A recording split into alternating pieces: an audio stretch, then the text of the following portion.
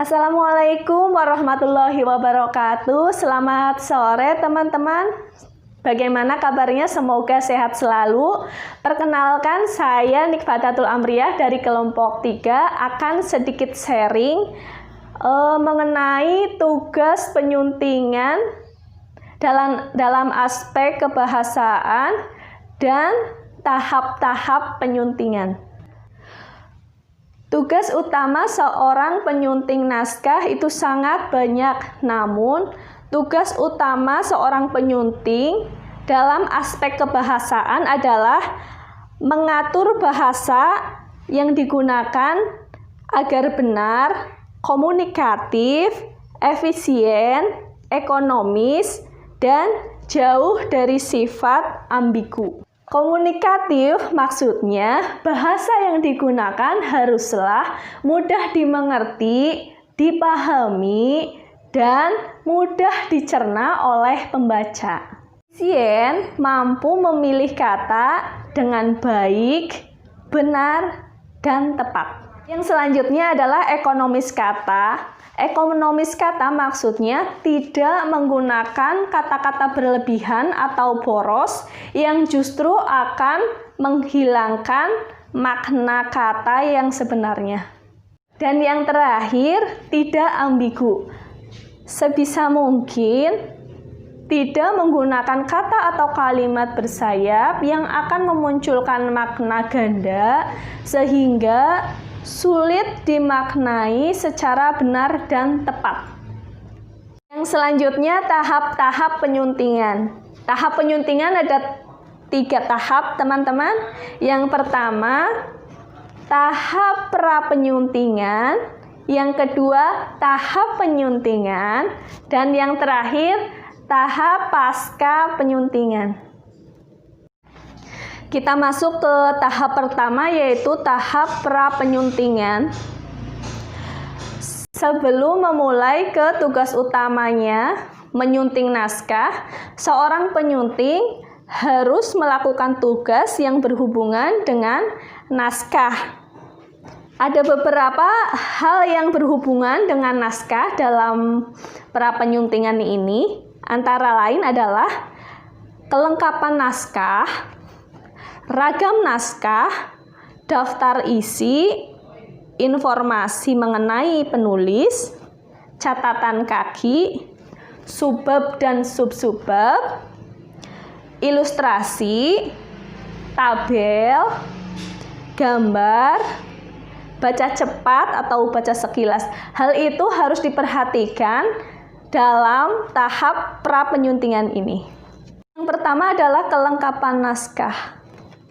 Dalam hal kelengkapan naskah, seorang penyunting dalam tahap penyuntingan ini yang diperiksa antara lain adalah halaman judul naskah, halaman Prancis, halaman utama, halaman hak cipta atau copyright, halaman persembahan atau dedikasi, daftar isi, tabel, daftar singkatan, daftar lambang, daftar ilustrasi atau gambar, prakata, kata pengantar, kata pendahuluan, bab-bab, daftar kata asing, daftar istilah, daftar pustaka, lampiran, indeks, dan biografi singkat. Kelengkapan naskah ini harus diperiksa supaya tidak ada satupun data yang tertinggal. Selanjutnya adalah ragam naskah. Secara garis besar, naskah dibagi 3 ya teman-teman, dibagi menjadi 3. Yang pertama adalah fiksi, non-fiksi, dan faksi. Dalam tahap pra-penyuntingan ini, seorang penyunting harus memeriksa naskah ini kira-kira masuk ke ragam naskah mana? Ragam naskah fiksi, non-fiksi, atau faksi. Masuk tahap kedua teman-teman, yaitu tahap penyuntingan. Setelah tadi di tahap pertama, tahap pra-penyuntingan, seorang penyunting memilih-milih atau menganalisa mengecek tentang kebenarannya. Di tahap kedua ini, penyunting mulai mengolah naskah yang telah dibuat oleh penulis. Perlu diperhatikan antara lain adalah yang pertama ejaan, tata bahasa, kebenaran data dan fakta, legalitas, konsistensi, gaya penulis, konvensi penyuntingan naskah, dan yang terakhir adalah gaya penerbit atau gaya selingkung. Dalam tahap yang kedua ini, tahap penyuntingan yang harus diperhatikan paling utama dalam naskah oleh seorang penyunting adalah ejaan. Seorang penyunting naskah tanpa menguasai ejaan bahasa Indonesia yang berlaku saat ini, seorang penyunting tidak akan bisa mengoreksi naskah penulis dengan baik dan benar. Dalam kaitannya dengan ejaan, seorang penyunting harus memperhatikan hal-hal yang berkaitan dengan ejaan.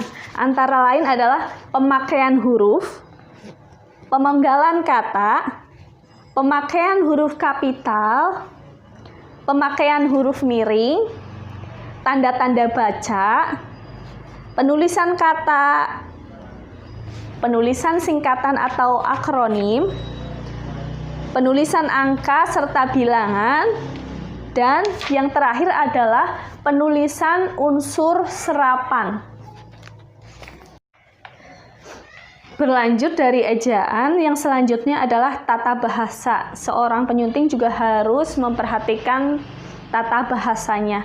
Yang berkaitan dengan tata bahasa antara lain bentuk kata, pilihan kata, pemenggalan judul. Selain harus memperhatikan tentang tata bahasa dan ejaan, seorang penyunting dalam tahap penyuntingan ini, penyunting juga harus memperhatikan tentang kebenaran fakta. Kebenaran fakta meliputi fakta geografis, fakta sejarah, fakta ilmiah, angka statistik, angka non-statistik, angka kontroversial, dan hak cipta. Masuk di tahap ketiga, yaitu tahap pra-penyuntingan. Setelah tadi di tahap pertama yaitu tahap pra-penyuntingan, tahap penyuntingan.